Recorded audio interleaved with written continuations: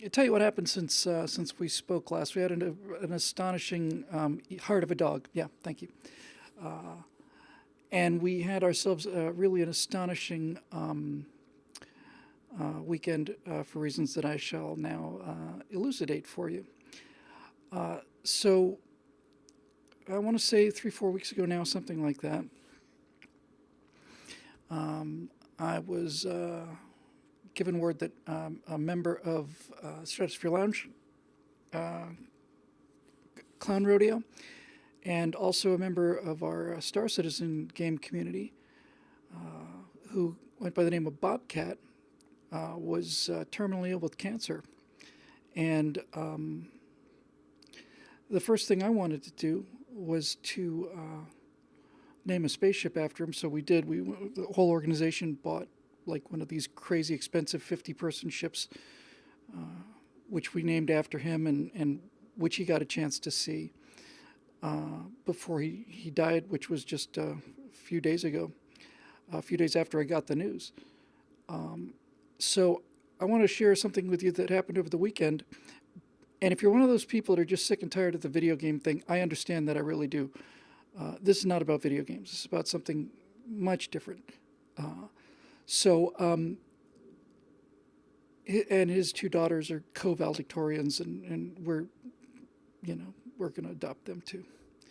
So I had a chance to chat with him in the game. Obviously, don't have two-way communication here too much, but I remember, of course, seeing him here for many years, and he was a big part of the Star Citizen community.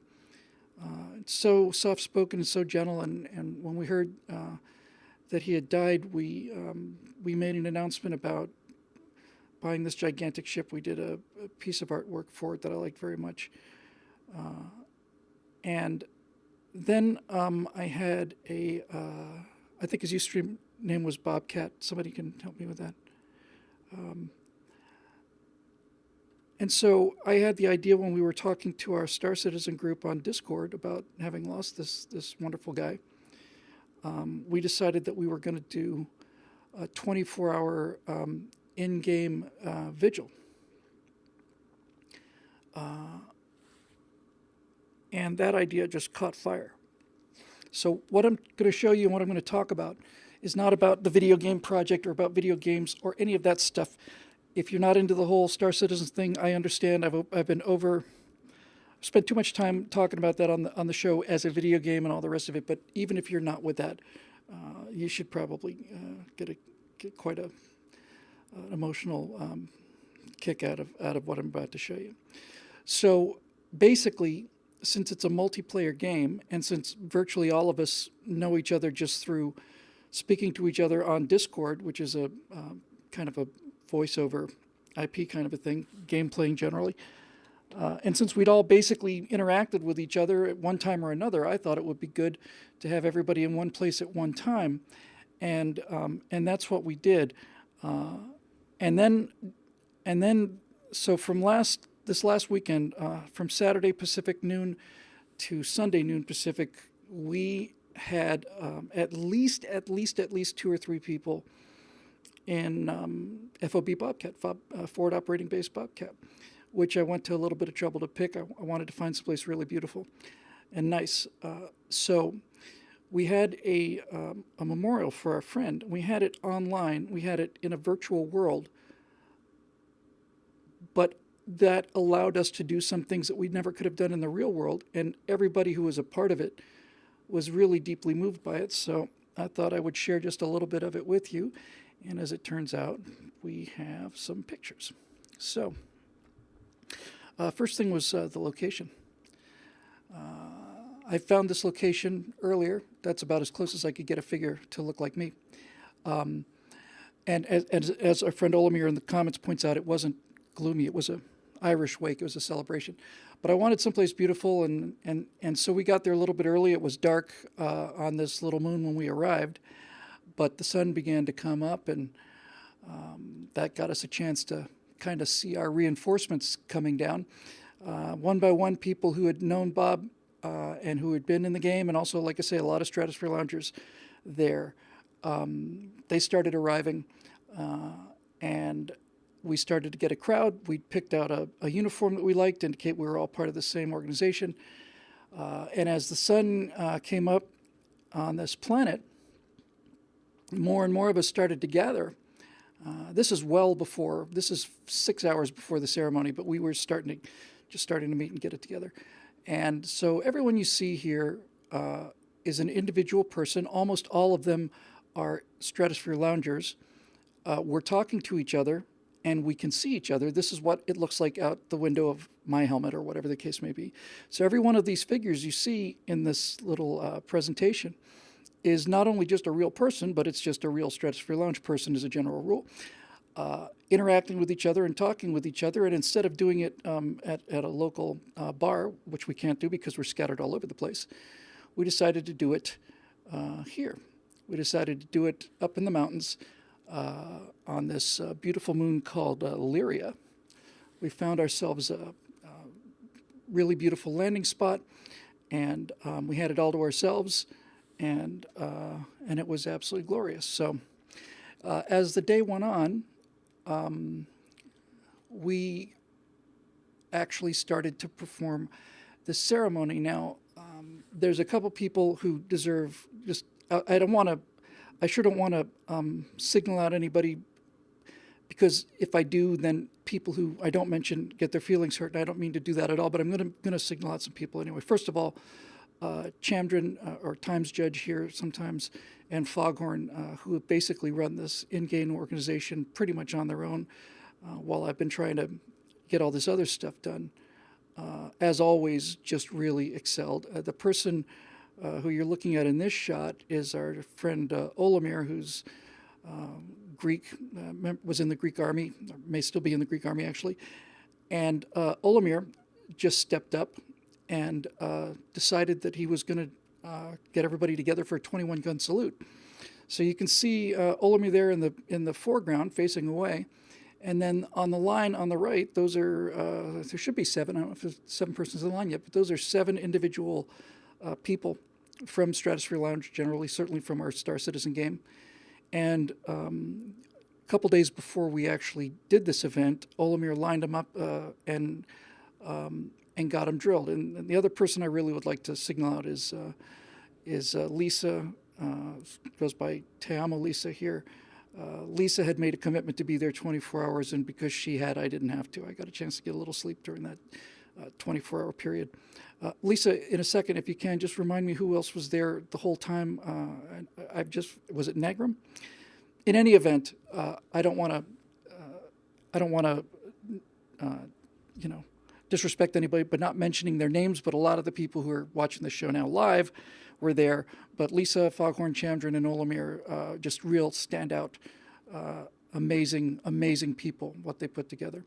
So here's basically how it happened. Exnor, thank you, was also there 24 hours.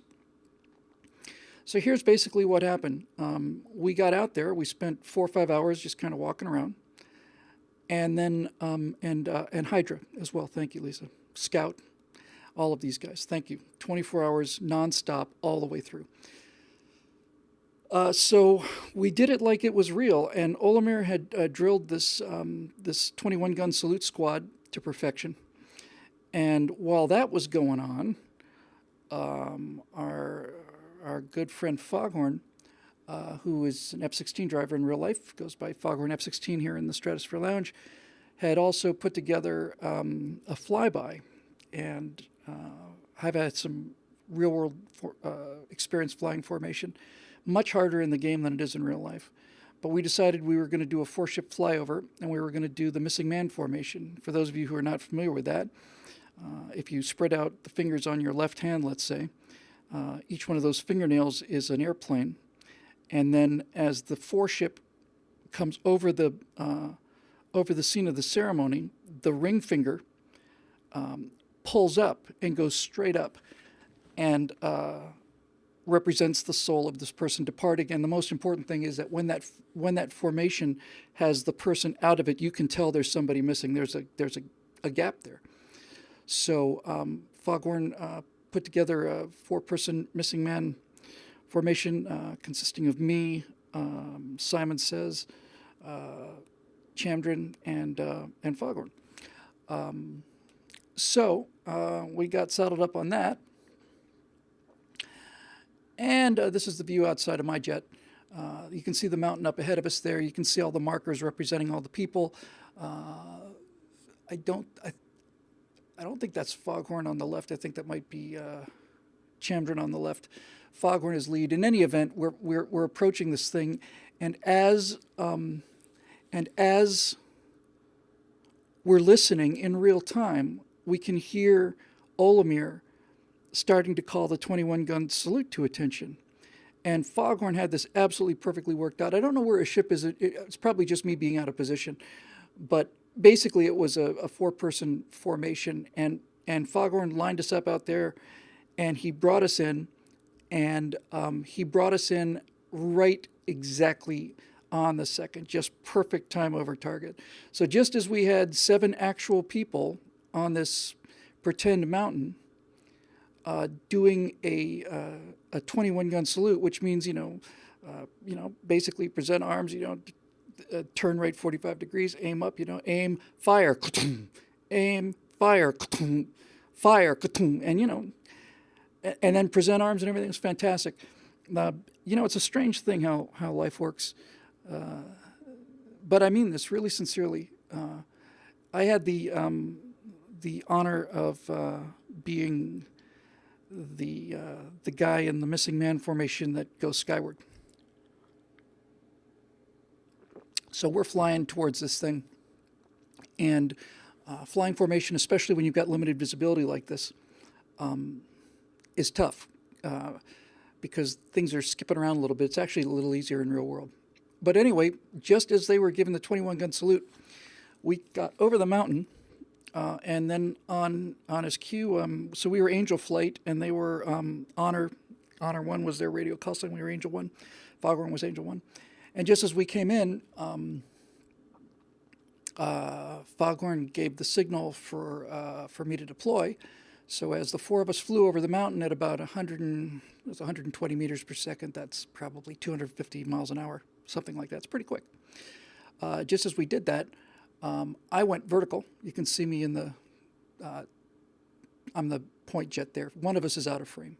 So we got everybody standing attention. The 4 jets are flying over. The number 3 jet is me going vertical. And the second I pull up, and once I've got it established, a nice graceful pull up and then full afterburners. And I'm looking out the window, and I'm just watching the world, the sky just disappear. And next thing I know, I'm in space. And then we did a bunch of fly rounds as well. But we did all this in real time, and that was really important. And the only people who we really did it for were for those of us who were there, Yes, and then Merlin sang Danny Boy, and it was very moving. So that was the actual ceremony. And then after it was over, I had a chance to talk to everybody who was there, everybody who'd been there we didn't get quite everybody who had shown up. Some people, and this must have been unbelievably frustrating, I know it was for several of you, who got bumped out of the game for some reason or another and found themselves not able to log in, the server was full, and get back there in time. But nevertheless, after the ceremony was over, I had a chance to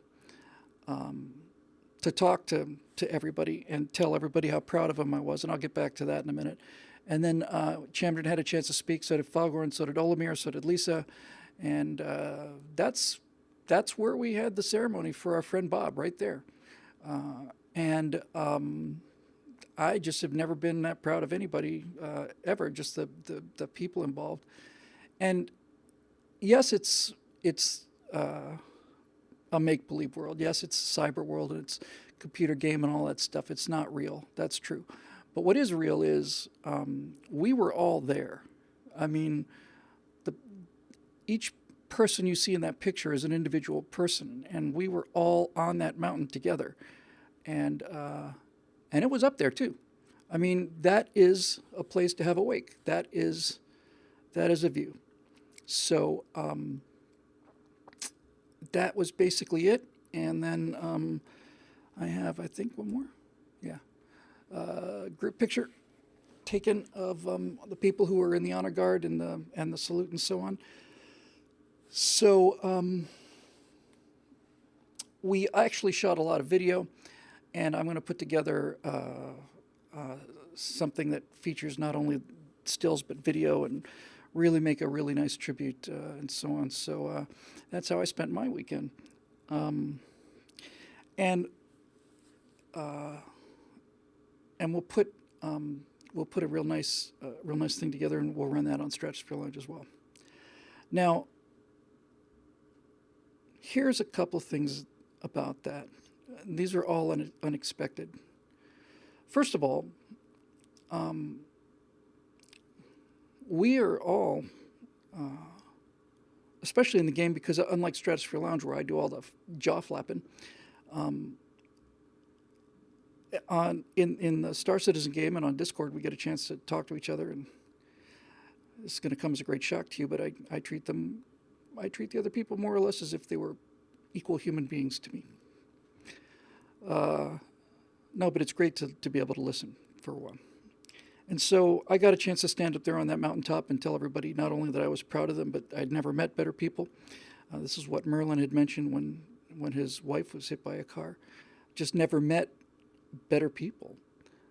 And for Olimir and Lisa and everybody. But I remember especially Olimir taking command of the 21-gun salute and just drilling people, just doing it again and again and again.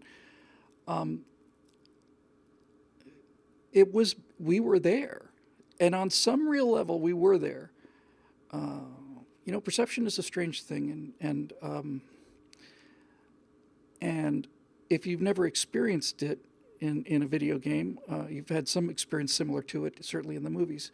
But while your physical body may be wherever it happened to be, mine was in Sherman Oaks the whole time. Nevertheless, your consciousness, you are where your attention is. And this experience was so cohesive. Everything was real time. And if you had to go up a hill, you had to climb up the hill, that kind of thing. So we were all there. And to be in one spot and to be able to see everybody and talk to them, while at the same time we are honest to God all around the world, mostly scattered around the U.S., but we have guys from Australia and Olimir's playing from Greece, and we're from all around the world, and we're just people who share the same kind of values, and it was just tremendous. So that whole aspect of it, I had never foreseen. I knew that we'd have smart people joining the organization and being part of the Aurora Project, and I knew we'd have good people too, which is the single honor of my life. But this was above and beyond the call of duty, and everybody just stepped up to do this for a person that very few of us, if any of us, actually met. We just know him. And we remember him. We remember how gentle he was and how generous and how kind and good-natured, and how none of us had the slightest idea, not the slightest idea, until we were told about it. And for most of us, that was after he'd passed away. It was an incredible experience. I'm glad I had a chance when we were up standing at the top of the mountain there in those last pictures. I'll just go back to that one more time just because it's actually a beautiful image. There we go. So we're there. And it feels like we're there. This is what we're looking at. Our attention is looking out this window and seeing this. So our conscious minds were there together. And several people have said that they have never seen or heard of anything like this before, ever, in the video game world. Needless to say, the Star Citizen game, and this whole project that I've been working on for almost 2 years now, along with Matt and Foghorn and everybody else, that whole project has been there just for a year or two, but people have been playing online games with each other for a long time. I mean, 20 30 years, honestly, nearly. And, and none of us have heard of anything like this happening before. And that is really important. It's really important. Because it opened up an aspect to this that I had not considered before. And that aspect was that for the first time, I think,